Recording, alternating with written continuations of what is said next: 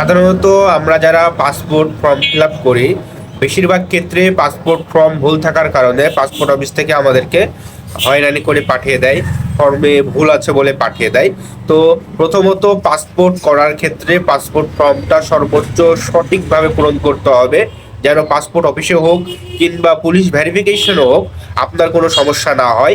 এছাড়াও পাসপোর্ট অফিসে যাবার ক্ষেত্রে পাসপোর্ট যে ফর্ম আছে সেই ফর্ম, আপনার বাসার বিদ্যুৎ বিলের কপি, আপনার বাসার ট্যাক্সের কপি, আপনার এনআইডির আসল কপি সহ এনআইডির ফটোকপি, এছাড়াও আপনার নাগরিকত্ব সনদের আসল কপি এবং আপডেট, এই সকল কপিগুলো নিয়ে যাবেন।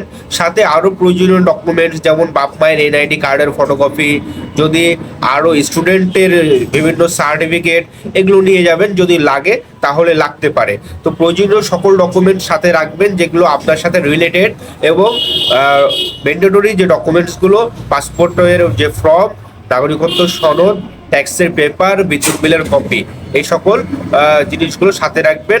এবং অবশ্যই আপনার যদি পুরাতন পাসপোর্ট থাকে, পুরাতন পাসপোর্টের আসলটা নিয়ে যাবেন এবং এনআইডির আসলটা নিয়ে যাবেন। আসল এনআইডি, আসল পাসপোর্ট অবশ্যই পাসপোর্ট অফিসে যাওয়ার সময় নিয়ে যেতে হবে। ধন্যবাদ।